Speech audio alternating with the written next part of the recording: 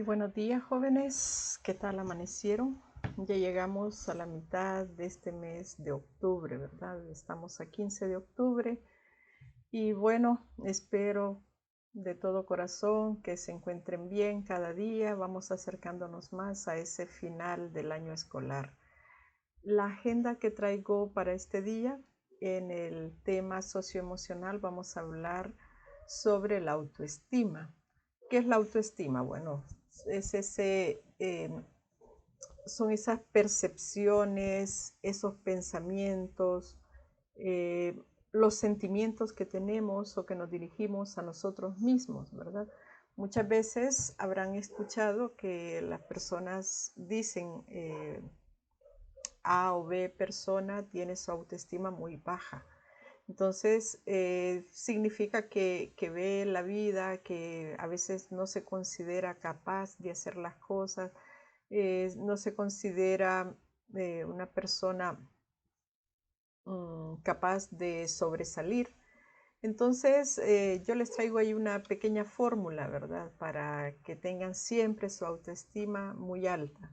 En primer lugar, esta fórmula tiene que ver, o sea, todos los días al levantarse usted debe tomarse un té, ¿verdad? Un té que le ayude a sentirse feliz, a sentirse eh, capaz de hacer las cosas. Piense que usted tiene la capacidad del conocimiento que otros no tienen. Además, cada persona tiene su propia forma de ser, ¿verdad? Entonces, la fórmula está: quiérete, perdónate, ámate, sonríete, regálate, consiéntete, edúcate, cuídate.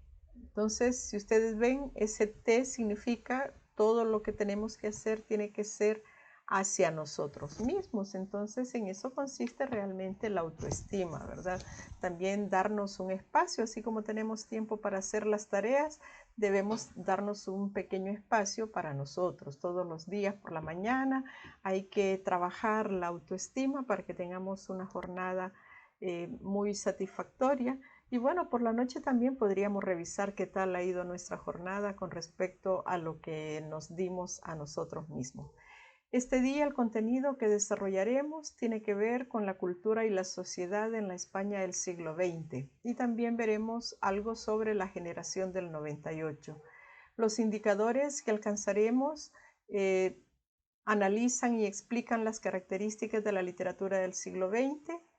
Luego, el segundo indicador analiza la creatividad de la producción literaria de la generación del 98.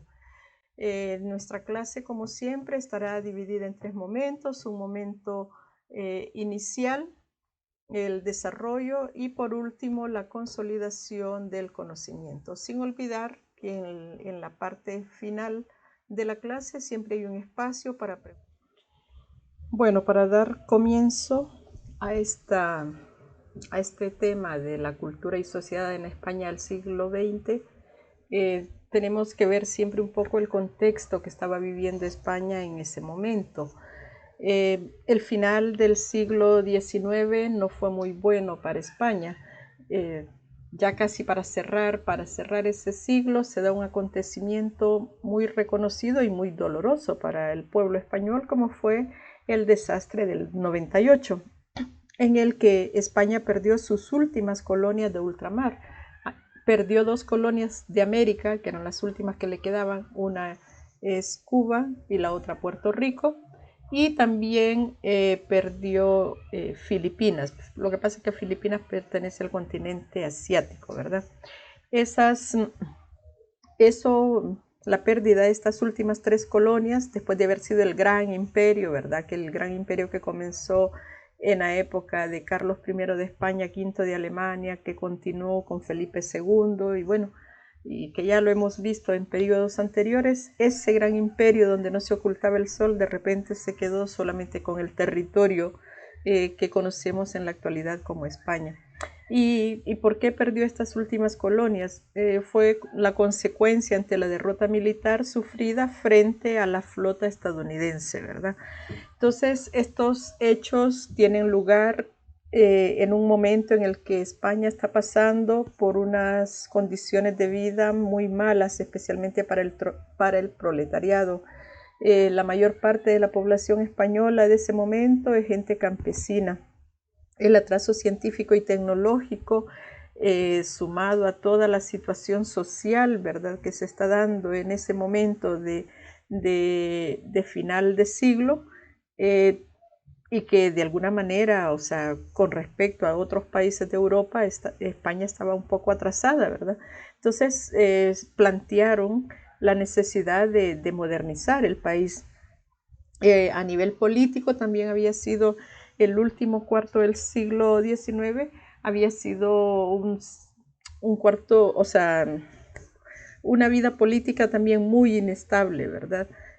Cuando el 29 de diciembre de 1874, que se da la restauración borbónica con Alfonso XII, pero Alfonso XII solamente estuvo 10 años aparentemente, porque el 25 de noviembre de 1885 murió. Entonces España vuelve a quedar sin rey, la reina queda embarazada del que será posteriormente Alfonso XIII, ¿verdad? Pero como entre que nace y tiene la mayoría de edad transcurrieron por lo menos 14 años, ¿verdad?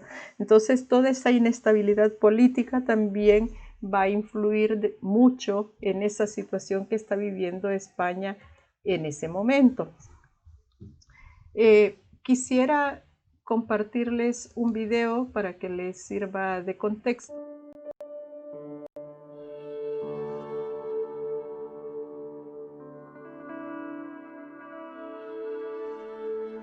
En 1895, bajo el reinado de Alfonso XII, hijo de Isabel II, hubo en Cuba, colonia española, una insurrección contra la autoridad española por su incapacidad para administrar la isla, reclamando autonomía política y menos control económico desde la metrópoli.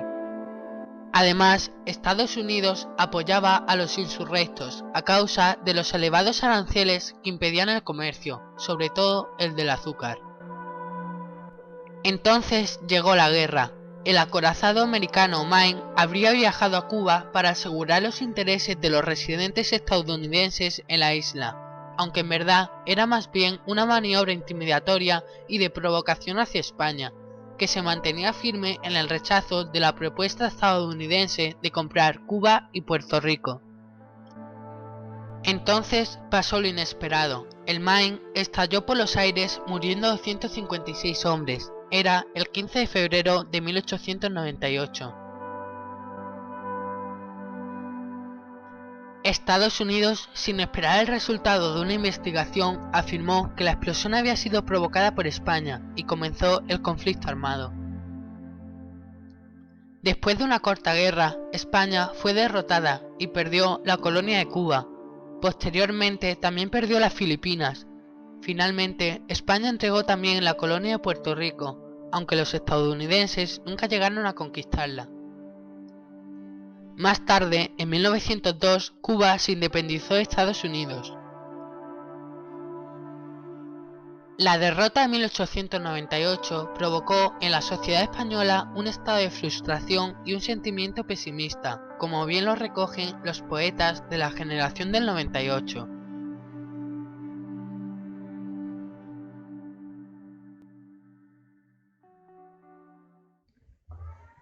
Bueno, continuando entonces con este tema, yo creo que el video dejó bastante claro ese contexto que se vivió a finales del siglo XIX, como les mencionaba, ¿verdad? Luego comenzamos el siglo XX y el siglo XX tampoco va a ser muy bueno. Ya en clases anteriores hemos visto que en 1914 se da la Primera Guerra Mundial, aunque esa guerra terminó en 1918, sea como sea, dejó unas duras condiciones también que se impusieron a los vencedores, y los países vencidos, o sea, entraron en una recesión económica que dio lugar a lo que en Italia se va a llamar el fascismo y en Alemania los nazis, ¿verdad? Ambos como ambas ideologías, por decirlo de alguna forma, están basadas en el militarismo, la exaltación patriótica y el autoritarismo. La política expansionista de Alemania, Italia y Japón es lo que va a dar pie a lo que conocemos como la Segunda Guerra Mundial. Bueno, seguimos entonces dentro de ese contexto en el que nosotros vamos a ver la cultura y la sociedad, ¿verdad?, del siglo XX. Entonces comenzamos como antecedente ya del siglo XX la Primera Guerra Mundial. En el caso de España, les decía que hasta 1902 tomará ¿cómo se llama? Será coronado como rey el hijo de Alfonso XII y se le coronará como Alfonso XIII. Pero las cosas tampoco comenzaron a ir así tan bien con este nuevo rey. Era un rey joven. Lógicamente que una persona muy joven no tiene experiencia, ¿verdad?, para llevar o para sacar adelante a un país que estaba totalmente destruido en todos los sentidos. El pueblo, la mayoría de la población era analfabeta, la mayoría era campesina, estaban pasando hambre, no había trabajo, habían perdido todo lo que durante siglos habían conquistado. Entonces, ante esa situación que está viviendo la España de ese momento, en 1923, el militar Miguel Primo de Rivera va a imponer un régimen dictatorial, o sea, lo que se va a conocer como la dictadura de Primo de Rivera. Primo de Rivera está siendo apoyado por el rey Alfonso XIII. Durante esta dictadura se intentó incentivar la economía nacional, ¿verdad?, aplicando algunas medidas de protección, pero eso no logró sacar adelante la crisis económica que tenían. Era tanta la gravedad de esa crisis que la oposición al régimen, que ya se había manifestado anteriormente entre los intelectuales, se extendía hacia otros sectores sociales, ¿verdad? Y al final la sociedad comenzó también a rechazar a este dictador, a Primo de Rivera, y él se vio obligado a dimitir en 1930. Un año después, el rey también se tiene que ir al exilio porque se proclamará un acontecimiento muy importante en la España de ese momento, como será la Segunda República, ¿verdad? Entonces, ustedes pueden tomar nota por ahí. En abril de 1931 se da la Segunda República en España. Es una república de tendencia socialista porque ya a raíz de la Revolución Rusa en 1917, las ideas socialistas se van expandiendo no solo en Europa, sino también aquí en América. Y bueno, la Segunda República abrió un ambicioso programa de reformas, ¿verdad? Luego, a partir de ese momento, también habrá otro grupo, la gente que estaba a favor de los militares, entonces formarán un grupo contrario a esta Segunda República. Y van pasando los años y en 1936 veremos que se produce un golpe de Estado a la Segunda República. Y ese golpe de Estado lo va a dar el general Francisco Franco. Aquí en esta imagen tenemos a la derecha a Primo de Rivera y a la izquierda a Francisco Franco. Entonces aquí tenemos como un resumen, digamos, en 1931, lo que ya había mencionado, cuando se da la Segunda República en España y que el rey huye. ¿Y por qué huye el rey? Porque como él había apoyado a un militar, a Primo de Rivera, entonces él se tiene que ir al exilio. Y a partir de ese momento España se queda sin monarquía. La Iglesia y el ejército se unen en contra de la Segunda República. En 1936, cuando Franco da el golpe de Estado, lo da contra la Segunda República. Entonces, a partir de ese momento, los republicanos tendrán que comenzar a a huir primero internamente y luego tendrán que salir, incluso los que tuvieron suerte salieron del país de forma exiliados, ¿verdad? Dentro de lo que se conoce como la Guerra Civil Española, que va desde 1936 hasta 1939, en 1937 se dio el bombardeo contra territorios republicanos con el apoyo de la aviación nazi. Entre una de las ciudades, o sea, que se volvió famosa porque quedó plasmada en una de las pinturas de Pablo Picasso, fue la ciudad de Guernica. En 1938 se da como la última ofensiva de los republicanos. Estos fueron derrotados y ellos intentan defender los últimos territorios donde todavía la gente les sigue apoyando, ¿verdad? Pero ya están como muy debilitados. Y en 1939, con el apoyo de Alemania nazi e Italia fascista, Franco vence a la República. Muchos intelectuales, especialmente escritores, ¿verdad? Pintores también, vencidos, o sea, que ya no pueden hacer nada más, tienen que irse al exilio. Y otros, bueno, murieron incluso comenzando aquí la Guerra Civil Española. La guerra, les dije que había comenzado en 1936, en julio, y finaliza el 1 de abril de 1939. A partir de ese momento, España queda bajo el dominio del dictador Francisco Franco. Vamos a ver qué pasa, como a nosotros nos interesa mucho la parte también de la literatura, ¿verdad?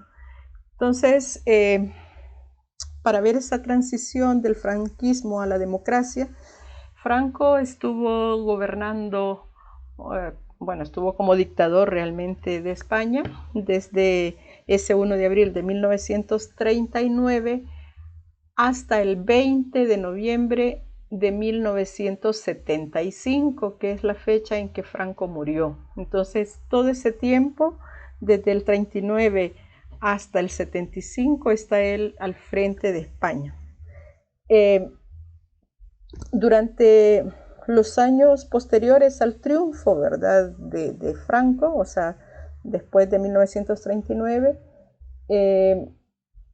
una de las, o sea, se dictó sentencia, podríamos decir, se obligó al exilio, se condenó a la cárcel, se ejecutó a muchos republicanos y lógicamente que los escritores, los artistas, los músicos estaban del lado de la República, porque la República, o sea, en la República sobresalió mucho la cuestión de la cultura.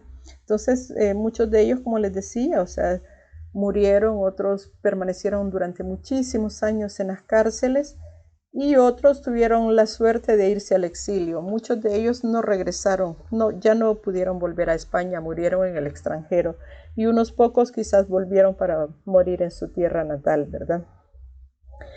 Muchos de esos migrantes vinieron hacia México o a países socialistas. En Sudamérica, un poeta chileno muy conocido como fue Pablo Neruda, él consiguió fondos y contrató un barco y logró sacar de España aproximadamente unos 2000 intelectuales que habían sido, o sea, que eran partidarios de la República, ¿verdad? Entonces los trajo hacia Sudamérica. No todos se quedaron en Chile, después se distribuyeron en diferentes países de Sudamérica, pero eso contribuyó mucho también.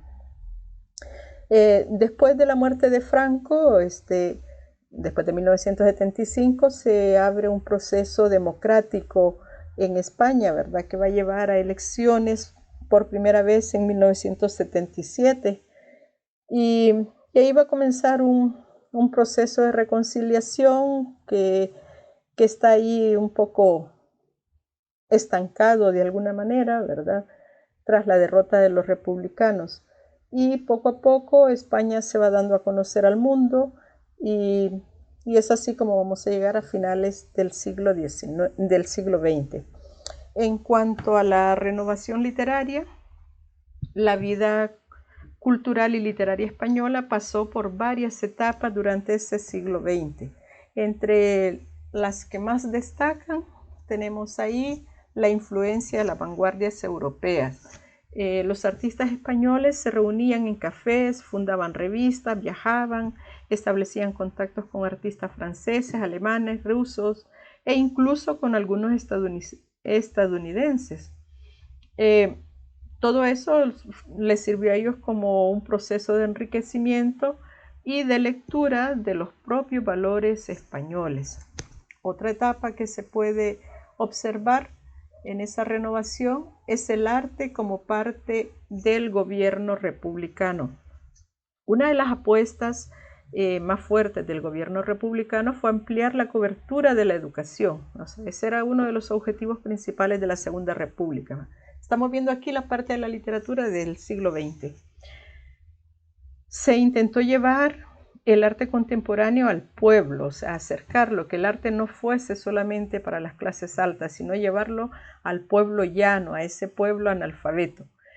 No obstante, muchas veces la población no aceptaba con facilidad esa estética vanguardista, ¿verdad? Claro, las personas que no habían tenido la oportunidad de estudiar y de repente a lo mejor veían ahí un cuadro de Miró, de Picasso, como los que tenemos, la muestra que tenemos aquí, la gente decía, ¿y qué de bonito le ven a eso? Y eso es arte, ¿vale? Si eso cualquier niño lo puede hacer. Entonces, no llegó quizás hacia como los republicanos pensaban, el pueblo en sí no lo recibió de la misma forma, pero algo se logró. Por ejemplo, el poeta y dramaturgo Federico García Lorca llegó a ser un funcionario público, aunque de él no me voy a detener aquí porque vamos a hablar ya en la generación del 27, que es a la que él perteneció. Los artistas en defensa de la República es otra etapa también, ¿verdad? Con el inicio de la Guerra Civil, muchos intelectuales como poetas o, por ejemplo, el dramaturgo Miguel Hernández se alistaron en el ejército republicano. O sea que hubo intelectuales que se incorporaron a las filas del ejército republicano, que era como la izquierda, era como la guerrilla, podríamos decirlo de alguna forma, ¿verdad? Y se convirtieron en combatientes. Eran literatos desde el campo de batalla, o sea, por ejemplo, este escritor Miguel Hernández, muchos de sus poemas los escribió desde el campo de batalla. Otros, como García Lorca, aunque nunca se unió al ejército, fue víctima de esa guerra. Fue uno de los primeros escritores que fue ejecutado por milicianos nacionalistas por la condición de ser artista, además de ser artista, por defender ideas de la izquierda, y además se le acusó, que también eso era un pecado mortal en ese momento, la homosexualidad. Una cuarta etapa sería el exilio, la cárcel o la muerte, ¿verdad? Tras la derrota de la Segunda República, muchos artistas tuvieron que salir de España. Algunos de ellos, como Rafael Alberti, es de los pocos que regresaron a su país natal después del franquismo. Pero, por ejemplo, otros como Luis Cernuda, que murió en México, Miguel Hernández, que fue capturado y murió en la cárcel. Miguel Hernández, por ejemplo, estando en la cárcel, se dio cuenta que su familia estaba pasando por una miseria total, ¿verdad? En la que muchas veces para comer solo tenían quizá un pan y una cebolla. Entonces, de hecho, él, estando en la cárcel, escribió una nana, o sea, una canción para dormir, que la titula Nanas de las cebollas. Entonces, imagínense cómo también expresas ese sentir que está viviendo, digamos, su familia. Otra etapa después de todo esto, después de la guerra, después de todo ese sufrimiento, vendrá una etapa ya de acomodamiento. Hay artistas que regresaron a España, a la España franquista, o sea que Franco les permitió regresar para que formaran parte de una corriente conservadora, o sea, digamos, cambian un poco de ideología, o muchas veces regresan a España y no se dan a conocer ya como artistas, sino que permanecen en el anonimato. Hay críticos literarios o especialistas, ¿verdad?, que le llaman a esta época el páramo de la cultura, o sea, como que la cultura no tuvo demasiado auge en ese momento, ¿verdad?, porque va a ser una época que está marcada por la represión y por la censura. O sea, todo lo que se escribía tenía que pasar censura, y si no estaba aprobado, no se publicaba también, ¿verdad? Y así veremos que al morir Franco también se dará como una nueva apertura para todos los artistas de este momento.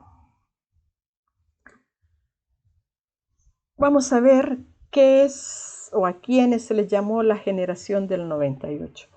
Bueno, supongo que la mayoría sabe que se le llama generación, o sea, a un grupo de personas que coinciden, o sea, normalmente en edad, en lo que hacen también. Entonces la generación del 98 toma ese nombre en honor a esa fecha en que España pierde sus últimas colonias. Y en esta generación se unieron o se reunieron escritores que habían nacido más o menos entre 1864 y 1876. Entre los más conocidos, ¿verdad?, porque no son los únicos, hubo más. Entre los más conocidos tenemos a Miguel de Unamuno, a Ramón María del Valle Inclán, a Jacinto Benavente, a Pío Baroja, a Zorín, Ramiro de Maeztu, entre los que más resuenan, ¿verdad? Bueno, como ya antes habíamos mencionado y lo vimos en el video, que en los últimos años del siglo XIX, con lo del desastre del 98, el realismo, que era el movimiento literario que se estaba dando en ese momento, ¿verdad?, entró en una fase de agotamiento y comienza a aparecer aquí en América un nuevo movimiento estético que se va a llamar modernismo. El modernismo en América estuvo representado, o uno de los principales exponentes fue Rubén Darío, quien había nacido en Nicaragua, ¿verdad? Aunque Darío, cuando tenía 15 años, estuvo aquí en El Salvador, porque estuvo siendo un jovencito, vino para aprender de nuestro gran maestro Francisco Gavidia, ¿verdad? Pero bueno, Gavidia fue el que le enseñó también muchas cuestiones del verso francés, pero el que divulgó el modernismo realmente fue Darío. Así son las cuestiones. En España el modernismo no tuvo, o sea, no fue tan brillante, no tuvo como les dijera, la lucidez, podríamos llamarlo de alguna forma, ¿verdad?, que va a tener aquí en Hispanoamérica, porque aquí en Hispanoamérica va a ser nuestro primer movimiento literario que surge, que nace aquí y que de aquí se lleva a España. Siempre todos los movimientos literarios habían nacido en Europa, pasaban por España y de España nos los mandaban para acá, ¿verdad? Pero este va a ser lo contrario. Entonces, entre los escritores que van a estar como dentro de esa línea del modernismo, aparecen Salvador Rueda, Manuel Machado, Antonio Machado. Estos son hermanos, Manuel y Antonio Machado son hermanos. Juan Ramón Jiménez, que es el autor de Platero y yo, ¿verdad? Y junto al modernismo se desarrolló un movimiento literario que centró su interés en los problemas de la España. Ese movimiento es lo que se va a llamar generación del 98. O sea, aquí en América, en 1888, podríamos decir que da inicio el modernismo con el primer libro de Rubén Darío titulado Azul. Imagínense, 1888. Y con el desastre de 1898, o sea, allá en España aparecerá esa generación de escritores que se va a llamar la generación del 98. Este grupo de escritores se congregó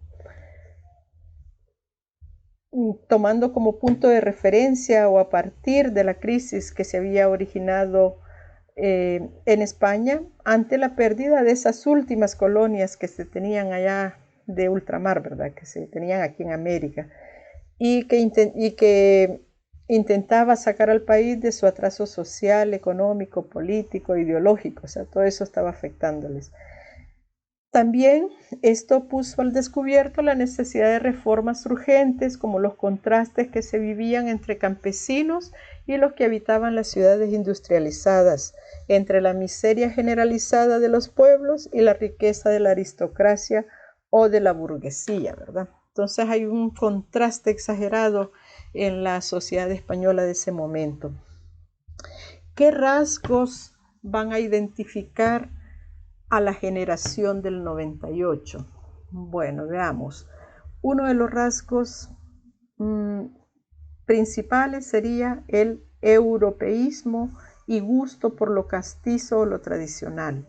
El descubrimiento del alma española los llevó a proclamar la idea de españolizar Europa y profundizar en el conocimiento sobre lo español. Esta generación del 98, ante la pérdida de sus colonias, vio la necesidad de que resurgiera, digamos, la cultura española. Entonces algunos símbolos, se comienzan a tomar símbolos de la España de ese momento y es como lo que van a presentar ante el mundo, ¿verdad? Por ejemplo, se retoma mucho el símbolo de Andalucía, lo de los bailes típicos de esa zona. Entonces, y así se van tomando algunos símbolos con los que se representa al país, ¿verdad? Entonces, la necesidad de que el mundo nos reconozca por algo, ¿no? Otro rasgo que va a tener esta generación es la sobriedad. O sea, ellos intentan huir de todo lo que, de utilizar un lenguaje, una retórica así tan elocuente, ¿verdad? Lo que ellos hacen es exponer sus ideas así de una forma simple y clara. También predominó el subjetivismo, ¿verdad? Es normal que si estamos pasando por un momento difícil, o sea, cada uno ve la situación desde su perspectiva, no con objetividad, sino que da su punto de vista. Entonces las posturas son bien íntimas y eso lo lleva lógicamente a la subjetividad y a una visión introspectiva de la realidad. O sea, cada uno ve la realidad desde donde está, ¿verdad? Si yo estoy dentro de una familia que a duras penas logramos comer un pan al día, o sea, no voy a ver la vida con tanta alegría, ¿verdad? Como alguien que tiene los 3 tiempos de comida y que no solamente tiene un pan, sino que también tiene carnes, tiene frutas, tiene verduras. Entonces, tiene que ver todo eso. Otro rasgo es que estos escritores utilizan el ensayo. Ellos estaban inspirados por un espíritu de protesta que animaba a los jóvenes intelectuales de la época y especialmente los escritores atacaron los valores tradicionales, ¿verdad? Y ellos lucharon a través de la literatura, especialmente que España fuera un país poderoso y justo. Y entre algunos temas que ellos trataban en sus escritos era la idealización del paisaje como símbolo del alma española y cuyas descripciones poéticas se expresaban la emoción que sentía al contemplarlo. Por ejemplo, hay un poema de Machado que se llama Campos de Castilla. Entonces, si uno lee ese poema y que incluso dice tierra nervuda, o sea, nervuda viene de nervios. Imagínense ustedes que alguien vea en la tierra como los nervios que está mostrando, o sea, hasta hace una personificación, ¿verdad? De ese paisaje de la naturaleza. También Machado escribió otro poema que se llama se me fue pero que está dedicado a un olmo. Un olmo es un árbol, entonces igual esa idealización del paisaje, ¿verdad? la historia también como raíz en la que se encuentra la grandeza de España y de su gente. Creen que es necesario comenzar a contar cómo ha sido la historia de España en lo que ellos escriben, ¿verdad? Y los escritores de esta generación recurrieron al ensayo para manifestar sus diferentes puntos de vista. Pero además del ensayo también desarrollaron otros géneros, como fue por ejemplo la novela. En la novela aparece como una corriente innovadora en la forma de entender y construir una novela. Surgen propuestas, por ejemplo, como Unamuno es un novelista de ese momento, como Baroja o Azorín. En poesía se hace eco a los problemas de la España hasta el punto de acoger temas semejantes a los del ensayo, como la religión, la existencia, la realidad, el tiempo, etc. Aquí en poesía no quisiera dejar pasar la ocasión para hablar de Antonio Machado. Por ejemplo, él escribió muchos versos que se titularon Cantares. Algunos de esos versos fueron retomados ya a finales casi del siglo XX, bueno, por la década de los 70 creo, por Joan Manuel Serrat. Serrat es un cantautor catalán, entonces él retomó algunos versos de esos cantares de Antonio Machado y les puso música, o sea, los musicalizó, y es esa canción tan bonita que en algún periodo anterior creo que les puse a ustedes, que dice: todo pasa y todo queda, pero lo nuestro es pasar, pasar haciendo caminos, caminos sobre la mar. No, y bueno, realmente esos cantares también van contando un poco la situación que está viviendo Machado, que le tocó también autoexiliarse, ¿verdad? Entonces eso es importante también tenerlo en cuenta. Y en el género del teatro se desarrollaron sobre todo un tipo de comedia burguesa y un teatro cómico. Entonces, ¿por qué un teatro cómico? Yo creo que la intención de ellos era como sacar al pueblo de esa preocupación constante en la que estaban, ¿verdad? A raíz de la situación que se estaba viviendo. Entonces, muchas veces cuando se ve una obra cómica, al menos en ese momento, el público se ríe y olvida también sus problemas, ¿verdad? Entonces, por ejemplo, en el caso de la comedia burguesa, intentaba reflejar los vicios y las virtudes de la burguesía, ¿verdad? Y su máximo representante fue Jacinto Benavente. El teatro cómico conjugó lo trágico y lo cómico, y entre sus autores, uno de los más representativos es Carlos Arniche. Bueno, con este, con este paseo realmente por lo que sería la cultura y la sociedad en la España del siglo XX, por este recorrido así un poco rápido, vamos conociendo un poco, ¿verdad?, de ese final casi del siglo XX en la literatura española. Para cerrar nuestra clase tenemos el apartado de la consolidación de contenido. Tenemos 8 preguntitas que tienen que ver ahí con lo que ustedes han escuchado a través de esta clase. Mientras toman nota y me escriben las respuestas ahí en el chat, yo iré dando algunos avisos. Espero que ya tengan a la mano la obra de A Puerta Cerrada, que comiencen a leerla, que vayan tomando nota, que busquen información sobre el autor, que si hay palabras que no las entienden, que vayan también buscando su significado, ¿verdad? Acostúmbrense a hacer un glosario para que también su vocabulario se vaya ampliando cada día. Con cada libro que leamos vamos ampliando nuestro vocabulario. Además, que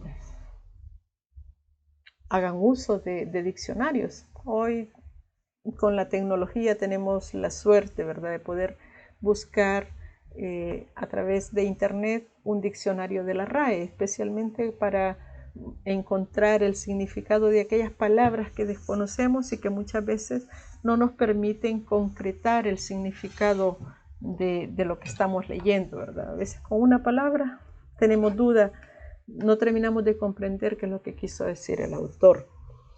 En el espacio de preguntas y respuestas, si no han terminado todavía de contestar esta consolidación del contenido, también pueden escribir todas las dudas, las preguntas que ustedes tengan, como decía al inicio, sobre los contenidos que está desarrollando el Ministerio de Educación y que son transmitidos a través de televisión en Canal 10, ¿verdad? Aprovechemos al máximo este tiempo y bueno, yo espero que todo les vaya saliendo bien y nos vemos en la próxima clase, ¿verdad? Estoy segura que todo les va a salir bien. Cuídense y nos quedamos en el espacio de preguntas y respuestas.